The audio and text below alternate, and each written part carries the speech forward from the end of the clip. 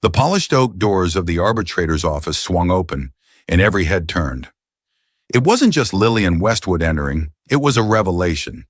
5 months pregnant, radiant in a sapphire dress that scorned mourning, she was the ghost of the woman her husband, the formidable titan of industry Alaric Vaughn, thought he knew. He'd orchestrated this day, the final act of their soulless marriage. But as she met his gaze, not with tears, but with a serene, knowing smile, a cold dread, more potent than any market crash, seized him. He was about to sign away his empire's future, his heart's true north, and he didn't even know it. The truth had just walked in, and it was a masterpiece of deception he had unwittingly co-authored. The air in the penthouse apartment overlooking Central Park was as thin and cold as the marble beneath Lillian Westwood's bare feet. For 3 years, this had been her home, a gilded cage on the 80th floor of the Vaughn Tower, the very pinnacle of Alaric Vaughn's real estate empire. From this vantage point, all of New York City seemed to bow before him, a sprawling kingdom of steel and glass. To the world, she was Mrs. Vaughn, the enviable wife of a self-made billionaire, a man whose ambition was as legendary as his fortune. They were the city's golden couple, their faces gracing the covers of Forbes and Vogue with equal, infuriating ease. But the reality of their marriage was a carefully curated illusion, a business merger of two powerful families disguised as a love story. Her father, the old-money patriarch Charles Westwood, had seen the union as a strategic alliance, a way to inject new, ruthless blood into their fading dynasty. Alaric, the boy from the wrong side of the tracks, who had clawed his way to the top, saw the marriage as the final acquisition, the ultimate symbol of his arrival. Lillian had simply been part of the deal. She had tried. In the beginning, she had genuinely attempted to find the man behind the myth. She saw glimpses of him in the late hours, when the armor of the ruthless CEO was set aside, and the exhaustion of his relentless drive was etched on his face. She saw a flicker of warmth when he spoke of his late mother, the one person who had believed in him. But those moments were fleeting, islands in a vast ocean of ambition. His life was a series of transactions, and she, his most prized possession, was often treated as such, admired, polished, and securely locked away. Their conversations were press releases, their dinners were networking events, and their bed, a lonely, cold expanse of high thread count sheets. He was married to his work, to the thrill of the deal, to the relentless pursuit of more. And in his world of black and white, of profit and loss, Lillian, with her love for art, her quiet moments with a book, and her yearning for genuine connection, was a variable he couldn't quantify. The discovery of her pregnancy had been a silent, solitary one. 2 blue lines on a plastic stick in the cavernous, white marble bathroom. It should have been a moment of shared joy, of whispered excitement. Instead, it was a secret she held close, a tiny, fluttering life that was hers and hers alone. How could she tell a man who scheduled intimacy in his calendar? A man who had once, during a rare moment of brutal honesty, confessed that he saw children as a distraction, a dilution of his focus. She had imagined the conversation 100 times. Him, sitting behind his massive mahogany desk, his eyes the color of a stormy sea, scanning a stock market ticker on one of his many screens. She would tell him, and he would likely see it as another strategic move, a Vaughn heir. Good for the brand, for the legacy. He would plan the child's life as meticulously as he planned a hostile takeover. The best schools, the right connections, a future forged in the crucible of his own ambition. But would he ever truly see the child? Would he ever hold them not as an heir, but as his son or daughter? The thought was suffocating. This child, her child, deserved more than to be a footnote in the biography of Alaric Vaughn. They deserved to be loved for who they were, not what they represented. And Lillian, after 3 years of suffocating in the rarefied air of the Vaughn Empire, deserved to breathe again. The catalyst for the end had been a conversation she overheard. Alaric was on the phone in his study, the door slightly ajar. His voice was different when he spoke to his sister, Amelia, the one person who seemed to get past his defenses. "I don't know, Amy," he'd said, his voice laced with a weariness Lillian rarely heard. "It's fine. The company is thriving. We're closing the Sinclair deal next month. Lillian is, well, she's Lillian. She does what's expected. It's a stable arrangement. A stable arrangement. That was their marriage, a line item on a balance sheet. The words had been a slap in the face, a cold, hard confirmation of what she had long suspected. She was a fixture, a part of the decor, as essential and as soulless as the multi-million-dollar Picasso that hung in their foyer. That night, she had made her decision. She would leave him, but she would do it on her own terms. She wouldn't be the spurned wife, the tragic figure begging for scraps from his table. She would be the architect of her own liberation, and she would protect the one thing that was truly hers. The divorce proceedings had been initiated by her, a move that had clearly blindsided Alaric. He, the master strategist, had been outmaneuvered. His initial reaction had been a mixture of annoyance and disbelief. Divorce was messy, bad for the brand. He had tried to placate her, offering her a more generous allowance, a new sports car, a private yacht. He had treated the dissolution of their marriage like any other negotiation, assuming that everyone had a price.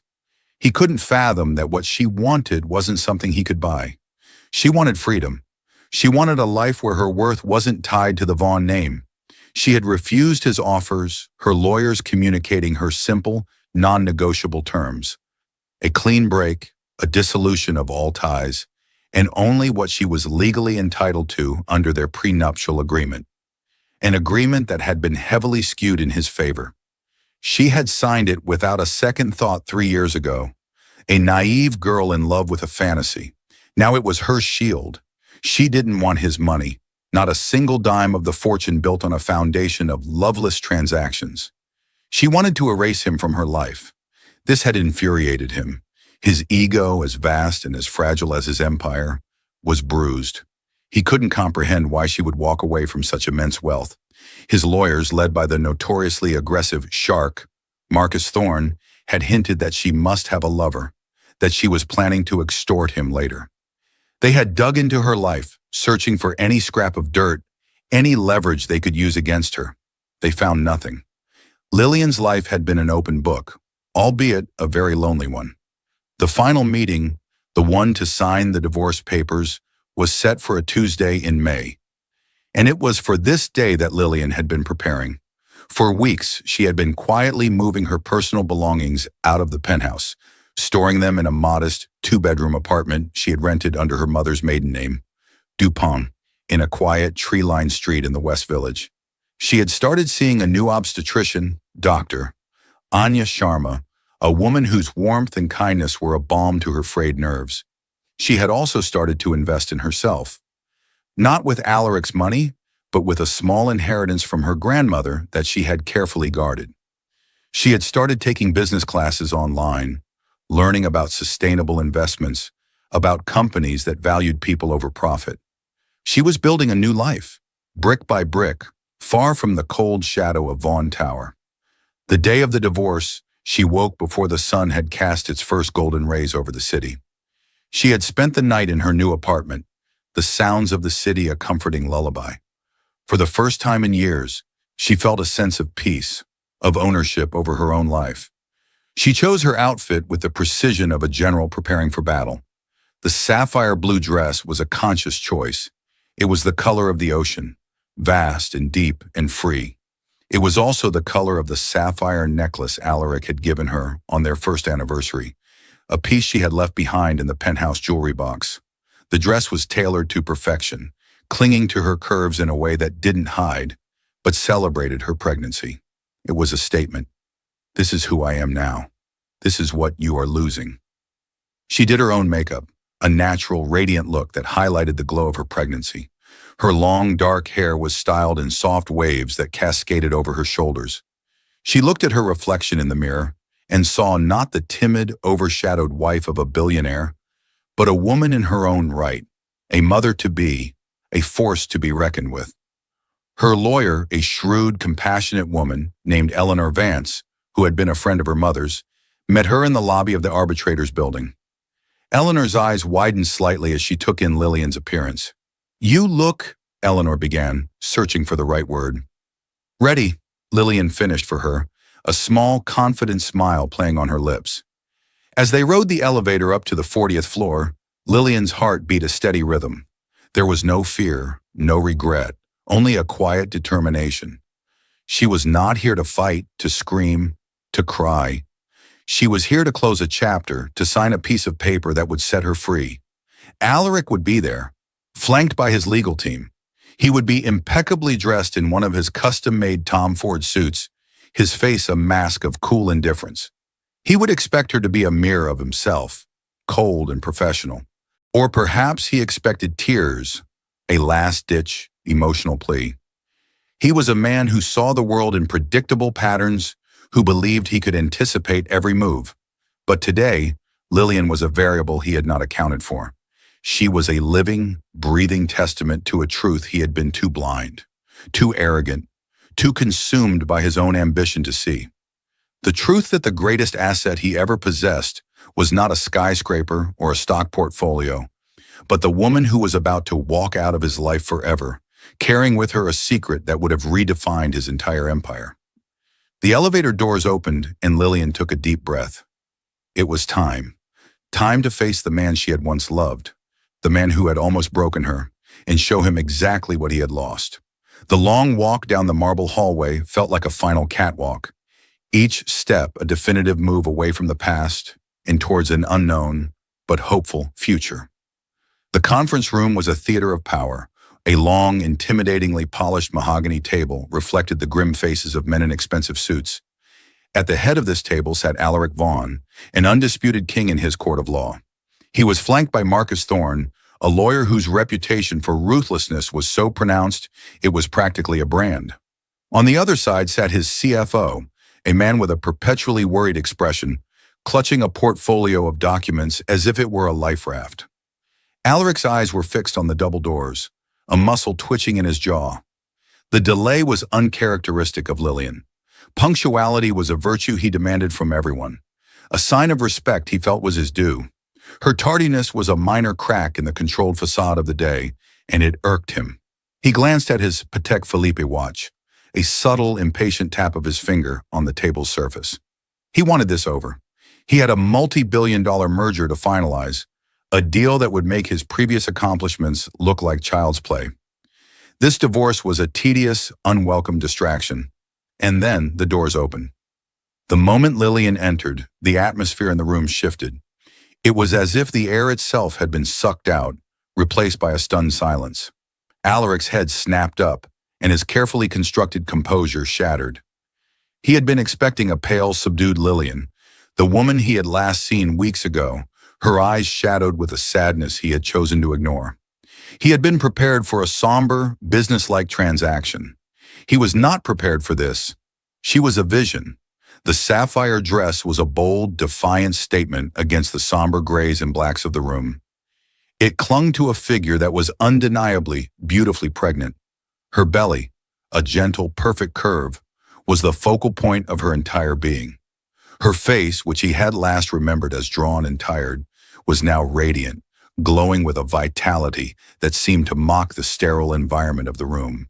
Her eyes, clear and direct, held no trace of the heartbroken woman he had expected. Instead, they held a serene strength, an unreadable calm that he found more unsettling than any emotional outburst. Alaric felt a strange, unfamiliar sensation in his chest. It was as if the floor had dropped out from beneath him. Pregnant. Lillian was pregnant. The thought ricocheted around his mind, a chaotic, disorienting force. He did a quick, frantic calculation. 5 months, maybe 6. He mentally backtracked, trying to pinpoint a time, a moment. Their last few months together had been a blur of business trips, late nights at the office, and a growing, unspoken distance between them. There had been moments of intimacy, but they had been perfunctory, scheduled. He had never once considered the possibility of a child. It hadn't been in his 5-year plan. A wave of cold fury washed over him, chasing away the initial shock. She had hidden this from him. She had deliberately kept this monumental, life-altering secret from him. This wasn't just a divorce. It was a betrayal of the highest order. He saw it instantly, through the lens of his suspicious mind. This was a scheme, a classic gold digger move. She had gotten pregnant to trap him, to secure a bigger settlement, to lay claim to a larger piece of his empire. The timing was too perfect, her appearance too calculated. Marcus Thorne, ever the opportunist, leaned in, whispering in Alaric's ear. "This is a play, Alaric. A blatant, last-minute power play. Don't let her get to you. We stick to the plan." Alaric nodded, his jaw tight, his eyes narrowing into icy slits. He forced his features back into a mask of indifference, but inside, a storm was raging. He felt a primal sense of ownership, of outrage. A Vaughn heir, his heir, and she was using their child as a pawn in this sordid game. Lillian walked gracefully to her side of the table, her lawyer, Eleanor Vance, pulling out her chair. She didn't spare Alaric another glance, her focus entirely on her own legal counsel. This deliberate dismissal, this utter lack of acknowledgement, stoked the flames of his anger even higher. He was Alaric Vaughn. People didn't dismiss him. "Lillian," he said, his voice a low, dangerous growl. "I see you've come with a surprise." She finally turned her head, her expression one of mild curiosity, as if he were a stranger making a vaguely interesting comment. "Alaric," she replied, her voice smooth and even, betraying no emotion. "I'm here to sign the papers, as we agreed." "We agreed to a divorce based on a set of facts," Marcus Thorne interjected, his voice sharp and accusatory. "A significant fact seems to have been deliberately withheld from us, the existence of a situation." He gestured vaguely towards her belly, his distaste evident. Eleanor Vance, a seasoned lawyer who had seen her fair share of corporate bullies, did not flinch. "My client's pregnancy is her own personal matter. It has no bearing on the terms of the prenuptial agreement, which you, Mr. Thorne, drafted so meticulously. The agreement stands. We are here to finalize the dissolution of the marriage, not to renegotiate." "The hell it doesn't!" Alaric exploded, his voice echoing in the silent room. He stood up, his towering frame casting a long shadow over the table. "That is my child!" Lillian finally met his furious gaze, and for the first time, a flicker of emotion crossed her face. It wasn't fear, but something akin to pity. "Is it, Alaric?" she asked softly, her question a quiet, devastating blow. "Were you a part of its creation in any meaningful way? Did you share in the hope, the fear, the morning sickness? Do you even know the due date?" "This child," she said, her hand moving to rest protectively on her belly, "is not a Vaughn asset. They are not a clause in a contract. They are a human being, and I will not have them raised in a boardroom." The accusation hit him harder than any physical blow. A Vaughn asset. It was as if she had reached into his mind and plucked out his own initial shameful thought. He saw a flash of himself in her words, a cold, calculating man who valued legacy over love, and he hated it. He hated her for seeing it, for saying it. "This is ridiculous," Marcus Thorne scoffed, shuffling his papers. "We will be contesting this. We will demand a paternity test. We will file for full custody." Eleanor Vance laughed, a short, sharp sound that cut through the tension. "On what grounds? That he's the richer parent? That he can provide a life of empty luxury and emotional neglect? You'll be laughed out of court, Marcus. Alaric's own deposition, taken 2 months ago, will see to that." Alaric's blood ran cold. The deposition. He had been arrogant, dismissive. He had painted a picture of their marriage as a functional, passionless arrangement. He had stated under oath that he had no desire for children, that he considered them a hindrance to his career. He had, in his own words, built a cage for himself, and Eleanor Vance was about to lock the door. He looked at Lillian, truly looked at her, and for the first time, he saw past the beautiful wife, the society figure. He saw a woman of formidable strength, a woman who had planned this with the strategic genius he usually reserved for himself. She had known what he would do, how he would react. She had anticipated his every move. She had used his own arrogance, his own emotional blindness as a weapon against him. The calm, serene woman who had walked into the room was a warrior. She had come prepared for battle, armed with a truth he couldn't deny and a future he had no part in. "Let's get on with it, shall we?" Lillian said, her voice pulling him back to the present. She reached for the pen on the table, her hand steady. "I have a doctor's appointment this afternoon." The casual mention of a life that was now completely separate from his was another calculated cut. He watched, speechless, as she signed the divorce papers with a flourish, her signature a bold, elegant script. She pushed the documents across the table. Alaric stared at the papers, at the line waiting for his own signature. Everything in him screamed against it. Signing those papers meant accepting this new reality. It meant admitting defeat. It meant letting her walk away, not just from their marriage, but with his child, a child he hadn't even known existed an hour ago. But what choice did he have? Eleanor Vance was right. His own words, his own actions, had sealed his fate. Any legal battle would be a public relations nightmare, a bloody, protracted war that would expose the hollow truth of his perfect life. He, the master of the game, had been checkmated. With a hand that felt strangely heavy, he picked up the pen. The room was silent, the only sound the frantic beating of his own heart. He looked at Lillian one last time. Her face was calm, her gaze directed out the window at the city skyline, as if she were already moving on. He realized with a sickening jolt that this wasn't just about the divorce or the baby. This was about something more, something he had missed entirely. There was a piece of the puzzle, a crucial detail that was still hidden from him. Her transformation, her confidence, her meticulous planning, it all pointed to a larger, more complex truth. He signed the papers. His signature, usually a bold, assertive scrawl, was a hesitant, almost illegible mark. It was the signature of a man who had just lost a war he hadn't even known he was fighting. As Lillian stood up to leave, her lawyer gathering their belongings, Alaric spoke, his voice hoarse. "Why, Lillian? Why hide it?" She paused at the door, turning to face him. A sad, enigmatic smile touched her lips. "You were never looking, Alaric," she said softly.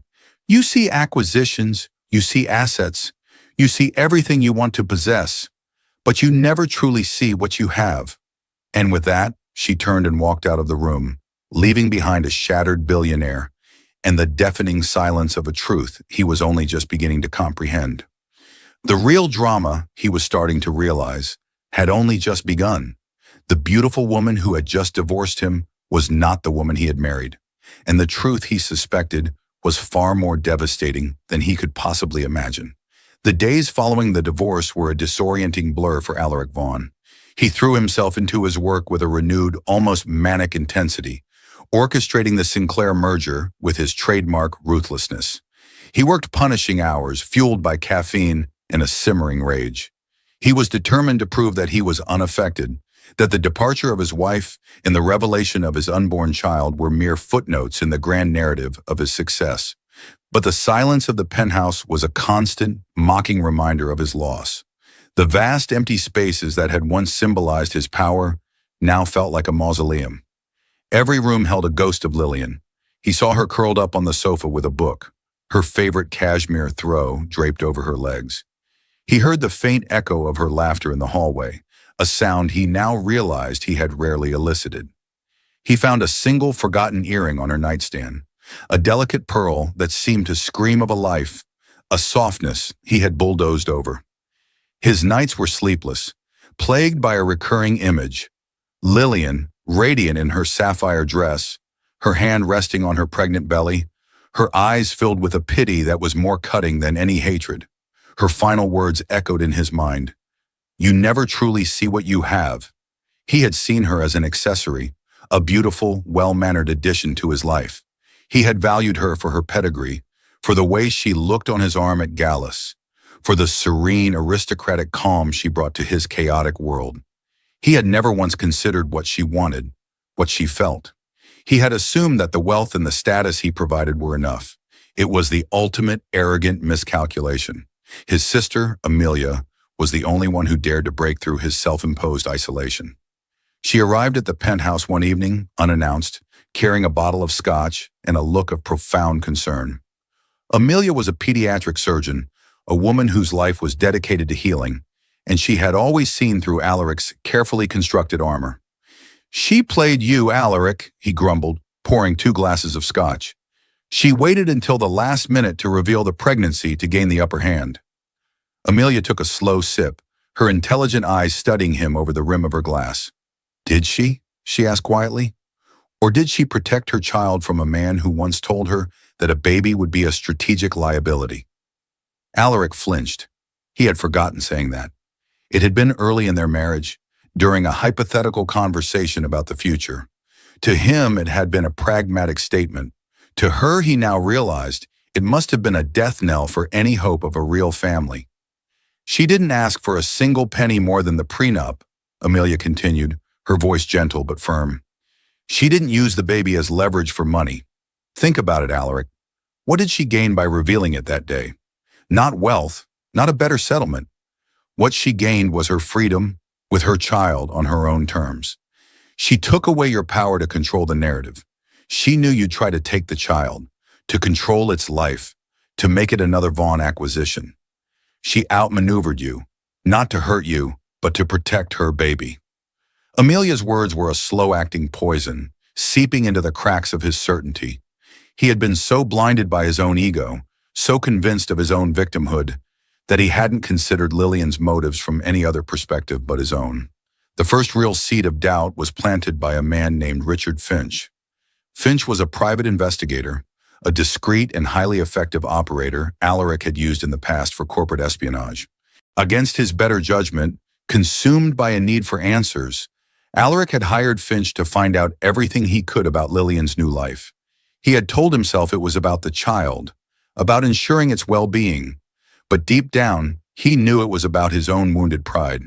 He needed to understand how he had been so thoroughly defeated. Finch's first report was mundane. Lillian was living in a modest apartment in the West Village. She was taking online business courses. She was regularly visiting a doctor, Anya Sharma, for her prenatal care. Finch had provided the address of the clinic. On a whim, driven by a compulsion he couldn't explain, Alaric found himself parked across the street from the clinic one sunny afternoon. He watched as Lillian came out, shielding her eyes from the sun. She was wearing a simple sundress, her baby bump more pronounced now. She looked happy. There was a lightness to her step, a genuine smile on her face as she spoke on the phone. And then he saw who she was meeting. A man was waiting for her at a nearby cafe. He was tall, with kind eyes and a warm smile. He stood up as she approached, his hand gently touching the small of her back as he led her to a table. They sat down, their conversation animated, their laughter easy and natural. A white-hot jealousy, so intense it almost made him physically sick, surged through Alaric. So this was it. This was the truth. There was another man. His lawyers had been right all along. She had left him for someone else. This man, this nobody, was the reason for her newfound radiance, her quiet confidence. He barked an order into his phone to Finch. Find out who he is. I want to know everything about him. The next day, Finch's report landed in his inbox. The man's name was Dr. Ethan Miller. He was a pediatrician, specializing in neonatal care. He was also a widower, his wife having passed away 2 years prior from cancer. He had no children. He was a co-founder of a nonprofit organization that provided medical care to underprivileged children in developing countries. He and Lillian had been seen together several times, usually near the clinic or in the park. A pediatrician, a do-gooder.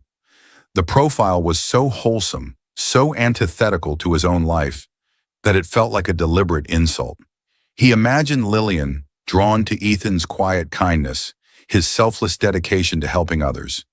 It was everything he wasn't. But as he stared at the report, a detail snagged his attention. Dr. Anya Sharma, Lillian's obstetrician, was on the board of Dr. Ethan Miller's nonprofit. They were colleagues, friends. It was possible their meeting was innocent, but the easy intimacy he had witnessed suggested something more. The real bombshell, however, came from an unexpected source. His own CFO, the perpetually worried David Chen, requested an urgent meeting. David came into his office, his face pale, his hands trembling slightly as he held a file.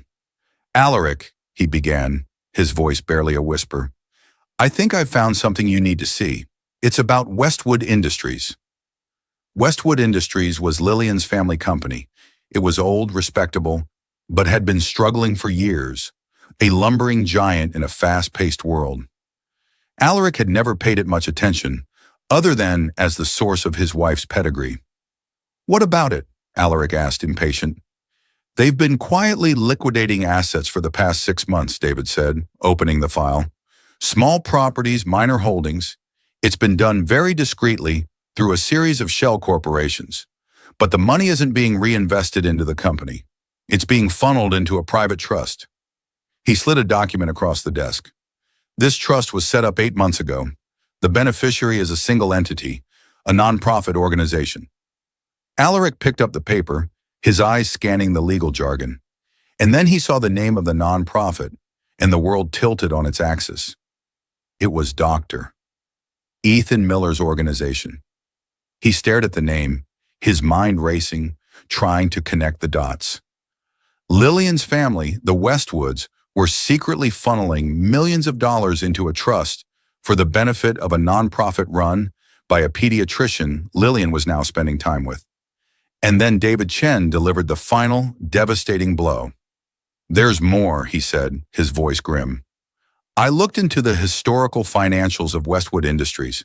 For the past decade, they've been paying a significant retainer to a private medical research facility.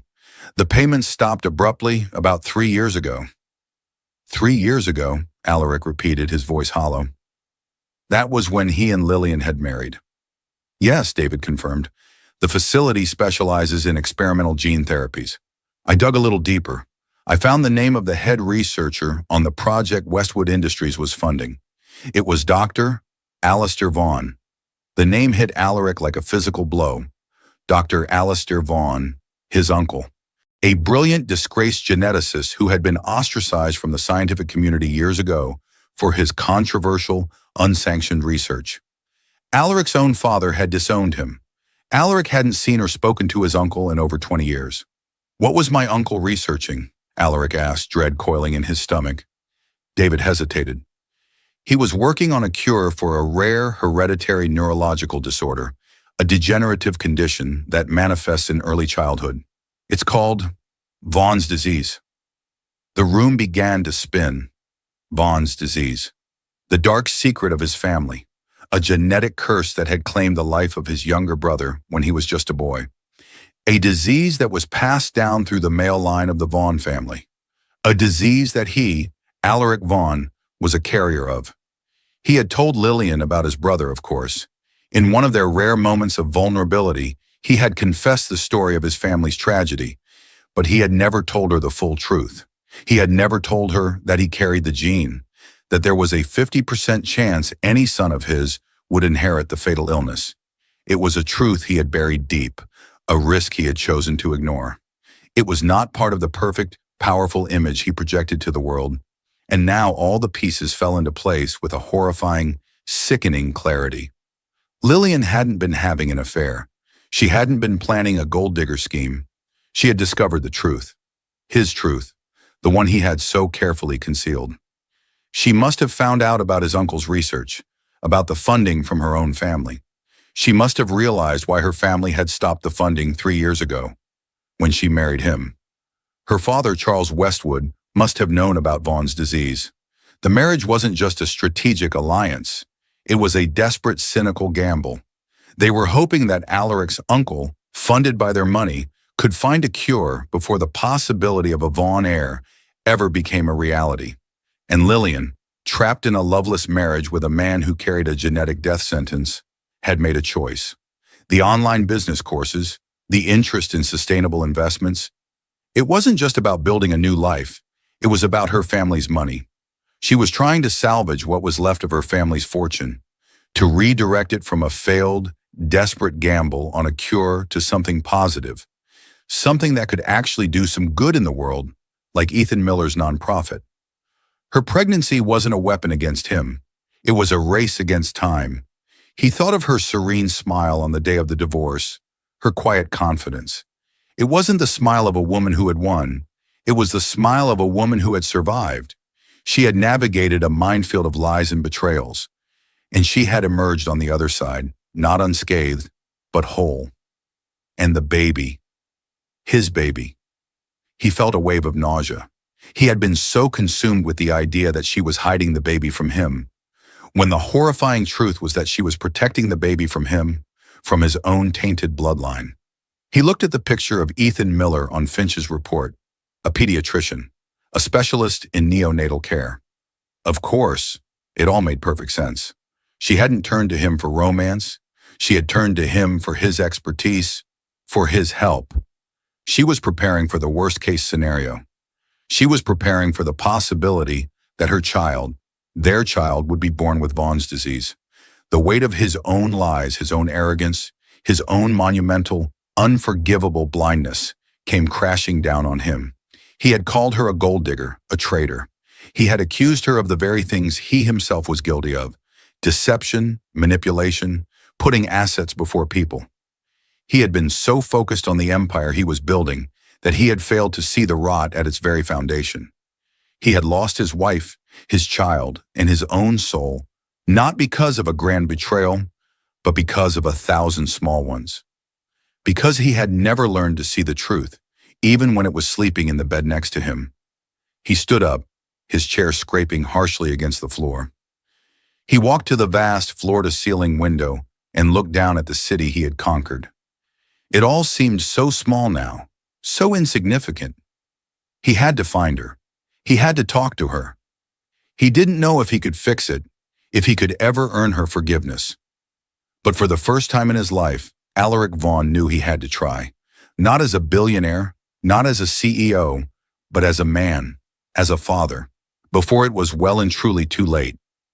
The truth was out, not just about her, but about him, and it was a truth that would change everything. The address Alaric had for Dr. Anya Sharma's private clinic was in a discreet, upscale medical building in Lenox Hill. It exuded an air of quiet professionalism, a world away from the cutthroat chaos of Wall Street. As he stood across the street, the late afternoon sun casting long shadows on the pavement, Alaric felt a profound sense of dislocation. He was a man accustomed to being in control, to having gatekeepers and assistants pave his way. Now he was just a man, alone on a sidewalk, about to beg for a meeting he had no right to expect. He had spent the last 24 hours in a state of self-imposed exile in his penthouse, the pieces of the puzzle swirling in his mind, forming a mosaic of his own failings. He had reread the reports, the financial statements, his own deposition. Each word was a fresh indictment. He saw with excruciating clarity how his ambition had been a cancer, metastasizing through his life, destroying everything pure and good it touched. He had treated Lillian's heart like a hostile takeover, and her family's desperation as leverage. His uncle, Alistair. The memory was a phantom limb, an ache from a distant past.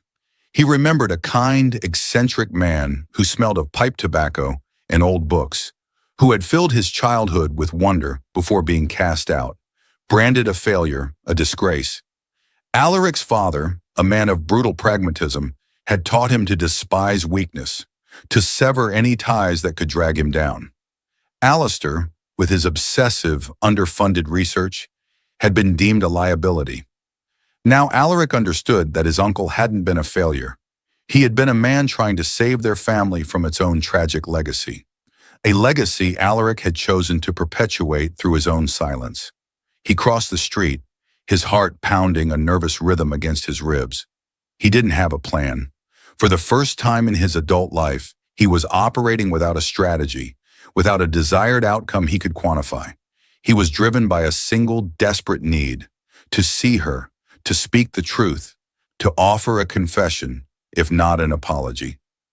The clinic's waiting room was serene, decorated in muted tones of cream and sage green. A soft classical melody played in the background.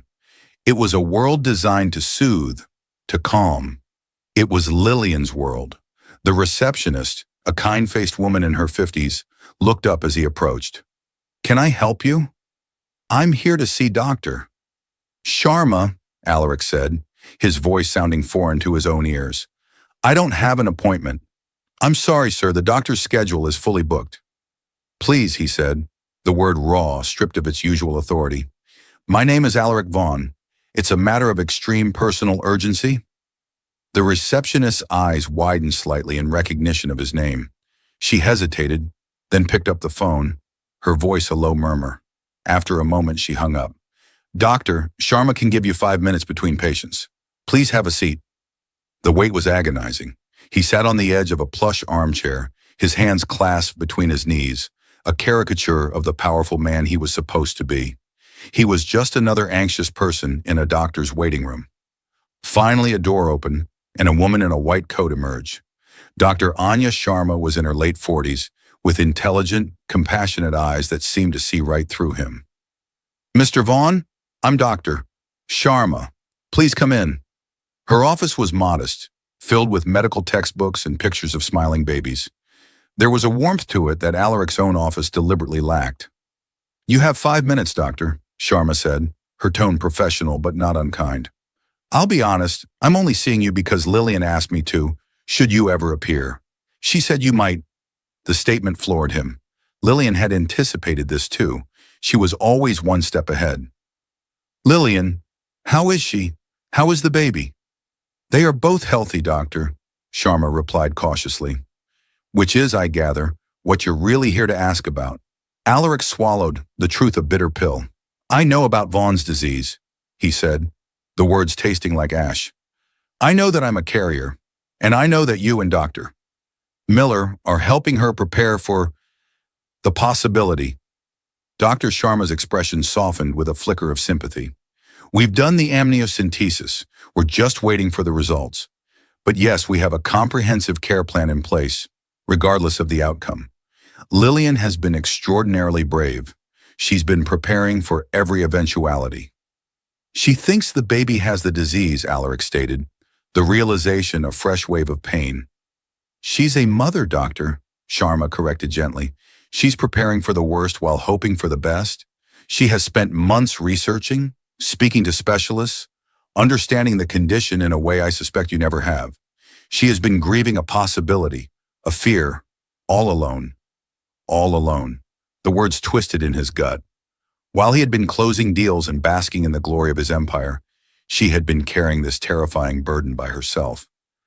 I need to see her, he pleaded. I need to explain. Explain what, Mr. Vaughn? Dr. Sharma's voice was sharp now, the compassion replaced by a fierce protectiveness. That you hid a genetic condition that could have devastating consequences for your child? That your marriage was based on a lie of omission so profound it's almost unthinkable? That you accused her of betrayal when she was, in fact, the one who was betrayed, not just by you, but by her own family. Every word was a perfectly aimed dart, puncturing the last vestiges of his self-delusion. Her father knew, Alaric whispered, more to himself than to her. Yes, Doctor, Sharma confirmed. He confessed everything to her after the divorce. He and your father made a deal years ago.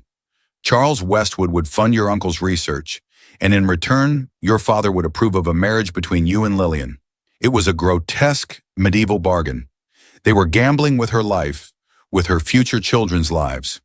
When you married her, her father cut the funding, assuming the problem was contained.